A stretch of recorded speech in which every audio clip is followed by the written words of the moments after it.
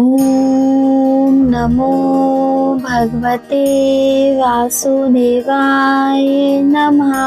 राधे राधे। आप सभी भक्तों का हमारे YouTube चैनल में हार्दिक स्वागत है। तो आज हम कार्तिक महात्म की अध्याय का वर्णन करेंगे और इसी तरह हमारे कथा कहानी किस्से को सुनने के लिए हमारे YouTube चैनल को सब्सक्राइब, वीडियोस को लाइक और कमेंट में बहुत सारा प्यार दे। वीडियो के अंत में माँ तुलसी का एक बहुत ही लोक प्रसिद्ध गीत है जिसे सुनकर आप अपनी पूजा को संपूर्ण कर सकते हैं। तो आइए हम कार्तिक मास की कहानियों का वर्णन करें। एक बार एक बुढ़िया अपने बेटे से कहती है कि बेटे, कार्तिक मास का महीना आ गया है, मुझे गंगा घाट छोड़ा। बेटा कहता है, हे माँ, तू कैसे नहाएगी कार्तिक, तेरी तो तबीयत भी ठीक नहीं रहती है और तू अकेले वहाँ कैसे रहेगी। बेटा, तू मेरी चिंता मत कर, तू बस बहू को कह दे मेरे लिए 30 लड्डू और 30 पेड़े बना दे और मुझे तू एक कुटिया बनाकर गंगा घाट के पास छोड़ा। बेटे ने अगले दिन वैसे ही किया। बुढ़िया नित पढ़ती, स्नान करती, हर देवी देवताओं का पूजन करती और भगवान के भजन कीर्तन में लीन रहती। भगवान को एक लड्डू, एक पेड़े का भोग अवश्य लगाते और उसे प्रसाद स्वरूप उसे ग्रहण कर। ऐसे ही करते करते कुछ दिन बीत जाते हैं। एक दिन रात में बुढ़िया के दरवाजे पर एक देवता आए। उसने कहा, हे बुढ़िया माई, मैं भूखा हूँ, मैं सावन हूँ, कृपया अपना द्वार खोले और मुझे खाने को कुछ दे। बुढ़िया माई बोली, आओ बेटा, मेरे पास बस एक लड्डू और एक पेड़ा है, तो उसी को खाकर अपनी भूख को तृप्त कर। सावन ने लड्डू और पेड़े खाए और जाते वक्त बुढ़िया की झोपड़ी पर एक लात मारा, जिससे बुढ़िया की झोपड़ी का एक कोना स्वर्ण का हो गया। ऐसे ही कुछ दिन बाद भादो बुढ़िया के द्वार पर आए। उसने भी कहा, हे माई, मैं भी बहुत भूखा हूँ, मुझे भी कुछ खाने को दे दो। बुढ़िया माई ने कहा, आ बेटा, मेरे पास एक लड्डू और एक पेड़ा है, तू ये खा ले और अपनी भूख को तृप्त कर। भादो ने भी लड्डू पेड़े खाए और जाते वक्त अपना एक पैर बुढ़िया की झोपड़ी पर मारा, जिससे बुढ़िया के झोपड़ी का आधा भाग स्वर्ण का हो। बुढ़िया ये सब देख कर बहुत अचंभित हुई, लेकिन उसने नित प्रति पूजा पाठ करना नहीं छोड़ा। इंसान को धन का लालच बहुत जल्द आ जाता है, लेकिन बुढ़िया के मन में कोई लोभ लालच न होने पर आसिन मास ने भी बुढ़िया के दरवाजे पर दस्तक दी और कहा, माई, मुझे कुछ खाने को दे दो। बुढ़िया ने भी आसिन को इसी तरीके से भोजन कराया। वो भी जाने वक्त बुढ़िया की झोपड़ी पर एक लात मारी, जिससे बुढ़िया की झोपड़ी का 3/4 भाग स्वर्ण का हो गया। बुढ़िया इस सबको देखकर बहुत अचंभित हुई, लेकिन उसके मन में बहुत प्रसन्नता भी थी। इसी तरीके से कार्तिक मास के आखिरी दिनों में कार्तिक ने भी बुढ़िया के दरवाजे पर दस्तक दी और कहा, बुढ़िया माई, मैं कार्तिक मास हूँ, कृपया मुझे कुछ खाने को दे दो। बुढ़िया माई ने कहा, मैं आपकी प्रतीक्षा कब से कर रही हूँ, आइए, मेरे पास बस एक लड्डू और एक पेड़े हैं, आप इसे ही खा अपनी भूख को तृप्त कीजिए।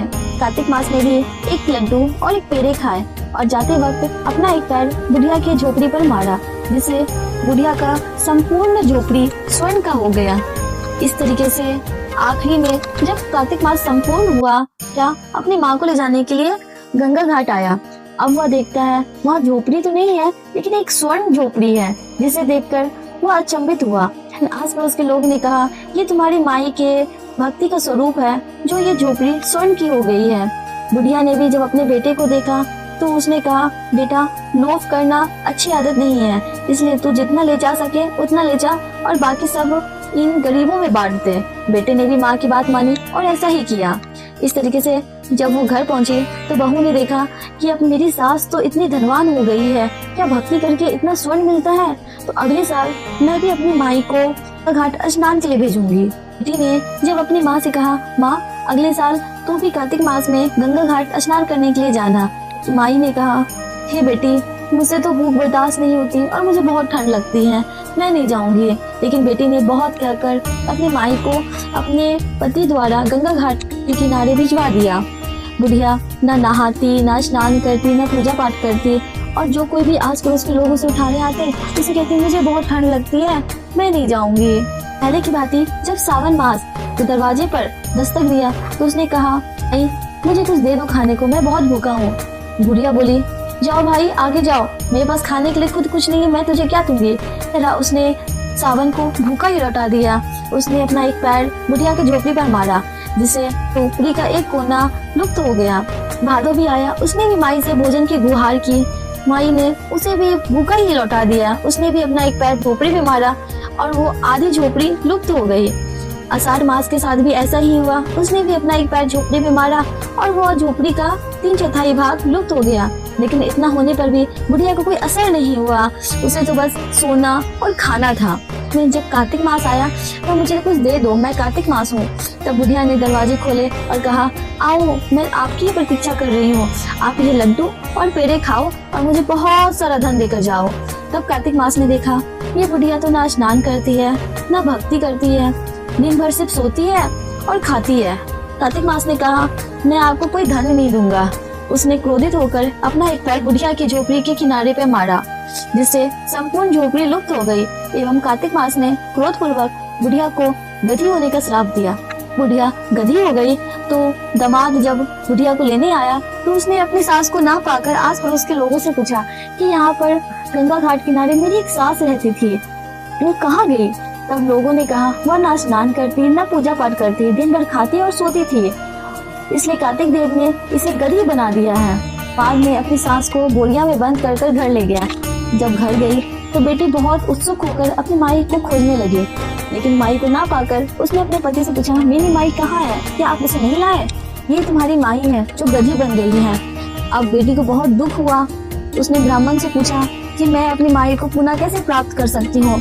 तो ब्राह्मण ने बताया, जो नित्य कार्तिक मास में सवेरे उठकर स्नान करता है, तुम उसके स्नान किए हुए जल से अपनी माँ को स्नान कराओ एवं कार्तिक मास की कहानी, कथा, किस्से, गीत सुनाओ। इसे सुन आपकी माँ का उद्धार अवश्य होगा।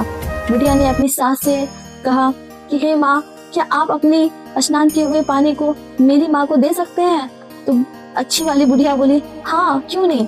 इस तरीके से बहू ने अपनी माँ को उस स्नान किए हुए पानी से नहलाया और अंत में उसकी माई भी पुनः गधी स्वरूप को छोड़ मनुष्य स्वरूप में वापस लौट आई और अंत में दोनों बुढ़िया कार्तिक महाराज की कृपा पाकर स्वर्ग को गई। इसी के साथ कार्तिक मास की ये कहानी संपूर्ण होती है। जो मनुष्य किसी कारणवश कार्तिक मास में स्नान पूजन विधि पूर्वक नहीं कर पाते हैं, वो कार्तिक मास के आखिरी 5 दिनों में अगर यह कथा, कहानी और भजन कीर्तन सुन ले और नित्य प्रति इसका मनन करे तो निसंदेह उन्हें पूरे महीने का फल मिलता है। और जिसमें से एक लोक प्रसिद्ध भीम पंचक कथा है। पूरे कार्तिक महीने का फल प्राप्त करने के लिए भीम पंचक कथा नित्य प्रति करना चाहिए। तो आइए हम इस कथा का वर्णन करते हैं। एक समय राजा परीक्षित ने महात्मा व्यास जी से पूछा, हे भगवान, हमें कार्तिक मास की कथा आपने सुनाई और उससे भी एकादशी से लेकर पूर्णिमा तक इन 5 दिनों को भीम पंचक के नाम से क्यों कहा जाता है? इस संबंध में हम जानना चाहते हैं और इन 5 दिनों में व्रत करने वाले को क्या लाभ होता है? महात्मा व्यास जी ने कहा, हे परीक्षित सुनो, कुछ समय पहले काशीपुरी में बहुत ही निर्धन सोमेश्वर नाम का एक ब्राह्मण रहता था। उसका शरीर बहुत ही कमजोर था, परंतु वह भगवान विष्णु का भक्त था। कार्तिक मास में वह रोज गंगा स्नान करता और भगवान विष्णु का पूजन करता। एक दिन वह शरीर से पीड़ित होते हुए भी गंगा स्नान करने गया, पर उसने घाटों की सीढ़ियां उतर नहीं पाई। लोगों ने उसे गंगा जी तक पहुंचा दिया।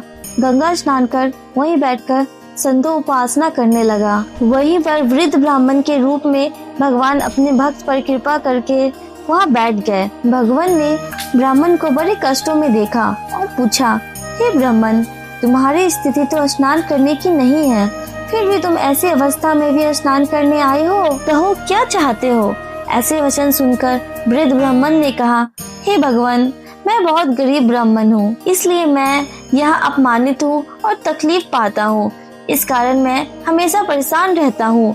यदि आप कोई ऐसा उपाय बता सकते हैं तो मैं आपके ऊपर अपनी दया समझूंगा। ब्राह्मण के ऐसे वचन को सुनकर भगवान रूपी ब्राह्मण ने कहा, हे ब्राह्मण, सुनो, यह कार्तिक का महीना चल रहा है। इसमें शुक्ल पक्ष की एकादशी से लेकर पूर्णिमा तक जो यह 5 दिन है, इसको भीम पंचक के नाम से पुकारा जाता है। 5 दिनों में तुम गंगा के पुत्र महात्मा भीष्म को जल दान दो और गंध अक्षत पुष्प से उनका पूजन करो और भगवान विष्णु की पूजा तुलसी पुष्प आदि से करो। इससे तुम्हारे सब कष्ट दूर हो जाएंगे और तुम अंत में विष्णु लोक को निवास करोगे। हे ब्राह्मण, महाभारत की लड़ाई में जब महात्मा भीष्म सरसैया पर सोए हुए थे, उस वक्त अपने प्रिय अर्जुन को उन्होंने सारे प्रकार का राजधर्म, व्यवहार धर्म, ज्ञान धर्म कहा था। उस समय अर्जुन के सखा कृष्ण वहीं पर थे। जब भीष्म ने कृष्ण से कहा, हे पितामह, जो मनुष्य कार्तिक मास के शुक्ल पक्ष की एकादशी से लेकर पूर्णिमा तक तुम्हारे नाम से जल देगा और आपकी पूजन करेगा, वह पूजा मैं स्वीकार करूंगा और उसके सब कष्ट दूर करूंगा। हे ब्राह्मण, तो इस भीम पंचक में महात्मा भीष्म का पूजन कर। इसके करने से सब कष्ट दूर हो जाएंगे। इसके बाद ब्राह्मण ने भीम पंचक का व्रत किया और सब सुखों को प्राप्त करता हुआ अंत में भगवान विष्णु को गया। इसलिए कार्तिक मास में महात्मा भीष्म का व्रत करना चाहिए। इससे सर्व आनंद होता है, अंत में मोक्ष प्राप्त होता है एवं संपूर्ण कार्तिक मास के फल की प्राप्ति भी होती है। भीम पंचक कथा संपूर्ण।